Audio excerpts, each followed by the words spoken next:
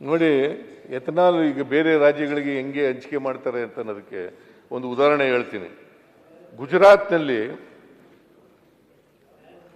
ಬಿತ್ತನೆ ಮಾಡ್ತಕ್ಕಂಥದ್ದು 1,00,000 ಹೆಕ್ಟೇರ್ಗಳಲ್ಲಿ 1,83,000.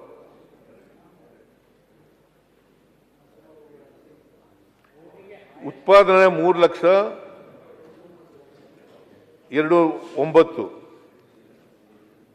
ಅಲ್ಲಿ ಎಥನಾಲ್ ಹಂಚಿಕೆ ಮಾಡಿರೋದು ಕೋಟಿ ಲೀಟರ್ಗಳಲ್ಲಿ, ಕೋಟಿ 27.30 27.30.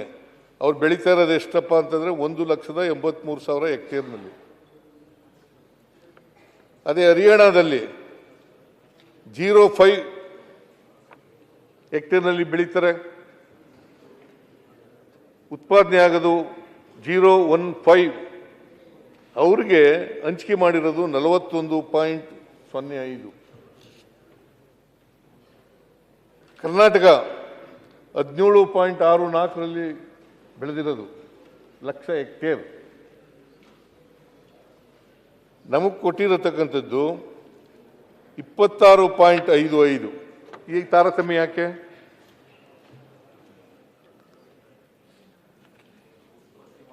ನಾವು ಇಡೀ ದೇಶದಲ್ಲಿ ಉತ್ಪಾದನೆಯಲ್ಲಿ 2ನೇ ಸ್ಥಾನದಲ್ಲಿರೋರು, ಹೆಚ್ಚು ಪ್ರದೇಶದಲ್ಲಿ ಬೆಳೀತಕ್ಕಂಥವ್ರು ನಾವು. ಕಾರ್ಖಾನೆಗಳು ಕೂಡ ಹೆಚ್ಚಿದ್ದಾವೆ, ಆದರೂ ಕಡಿಮೆ. ಇದು ತಾರತಮ್ಯ ಕೇಂದ್ರದಿಂದ ಮಾಡಿರ್ತಕ್ಕಂಥದ್ದು. ಇದು ಸರಿಪಡಿಸ್ಕೊಳ್ಳಿ ಅಂತ ನಾನು ಪತ್ರ ಬರೆದಿದ್ದೀನಿ ಅನೇಕ ಸಾರಿ. ಪತ್ರಕ್ಕೆ ಉತ್ತರನೂ ಕೊಟ್ಟಿಲ್ಲ. ಆ ಉತ್ತರ ಕೊಡ್ತಕ್ಕಂಥ ವ್ಯಾಧಾನನೂ ಇಲ್ಲ. ಪ್ರೈಮ್ ಮಿನಿಸ್ಟರ್ನೇ ಭೇಟಿ ಮಾಡಿದ್ದೆ ನಾನು. ಮೆಕ್ಕೆಜೋಳದ ಬಗ್ಗೆ, ಕಬ್ಬಿನ ಸಮಸ್ಯೆಗಳ ಬಗ್ಗೆ ಅವ್ರ ಜೊತೆ ಹೇಳಲಿಕ್ಕೋಸ್ಕರ, ಮತ್ತೆ ಏನು ಮಾಡಬೇಕು ಅಂತ ಹೇಳಿ ರಿಕ್ವೆಸ್ಟ್ ಮಾಡಲಿಕ್ಕೋಸ್ಕರ ಹೋಗಿದ್ದೆ. ಪ್ರೈಮ್ ಮಿನಿಸ್ಟರ್ ಭೇಟಿ ಮಾಡಿದ್ದೆ ನವೆಂಬರ್ 15ನೇ ತಾರೀಕು.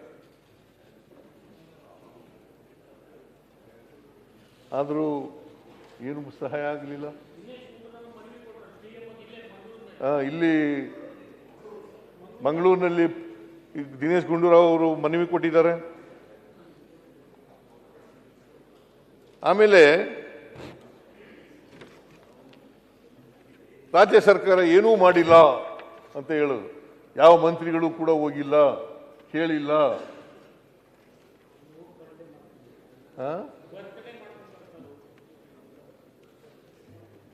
ಈ ತರ ಹೇಳೋದು. ರಾಜ್ಯ ಸರ್ಕಾರದ ಮೇಲೆ ಗೂಬೆ ಕುಳಿಸಿ. ಈಗ ನಾವೆಲ್ಲರೂ ಕೂಡ ಉತ್ತರ ಕರ್ನಾಟಕನ, ಇಡೀ ಕರ್ನಾಟಕದ ಜನರನ್ನು ಸಮಗ್ರವಾಗಿ ಅಭಿವೃದ್ಧಿ ಮಾಡಲಿಕ್ಕೋಸ್ಕರ ಇರೋದು. ವಿರೋಧ ಪಕ್ಷದಲ್ಲಿರಲಿ, ರೂಲಿಂಗ್ ಪಾರ್ಟಿ ಇರಲಿ, ನಾವೇ ಉಳಿ ಇಡ್ತಕ್ಕಂಥ ಕೆಲಸವನ್ನು ಮಾಡಬಾರ್ದು. ಉತ್ತರ ಕರ್ನಾಟಕ, ದಕ್ಷಿಣ ಕರ್ನಾಟಕ ಅಂತ ವಿಭಾಗ ಮಾಡಬಾರ್ದು. ಎಲ್ಲ ಕನ್ನಡಿಗರೇ. ಕರ್ನಾಟಕ ಒಂದೇನೆ.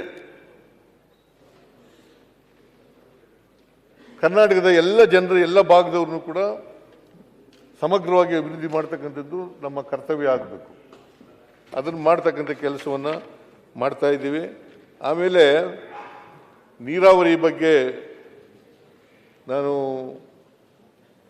ಪ್ರಸ್ತಾಪ ಮಾಡಿದ್ರೆ ಬಹುಶಃ ವಿರೋಧ ಪಕ್ಷದವರಿಗೆ ಈಗ ಮಹದಾಯಿ ಯೋಜನೆ ನೀವು ಇದ್ದೀರಿ. ಏನಂತ ಯಡಿಯೂರಪ್ಪ ಏನಂತ ಹೇಳಿದರು?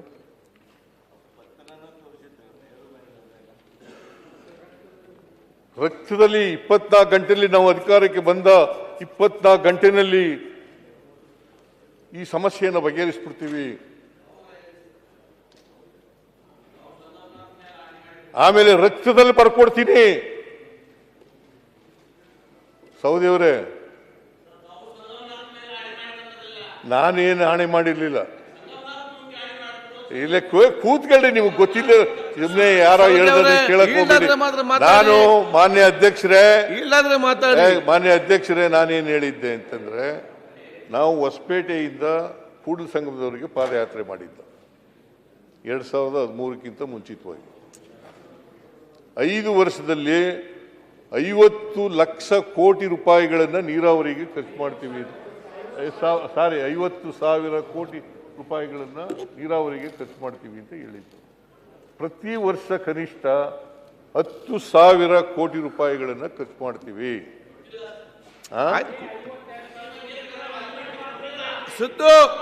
ಕೂತ್ಕೊಳ್ಳಿ ಆಯ್ತು, ನಾನು ಹೇಳ್ತೀನಿ. ಅವ್ರ ಮಾದಾಯ ಕೆಲಸ ಮಾಡ್ರೆ ಹೇಳಕತ್ತಿದ್ರು.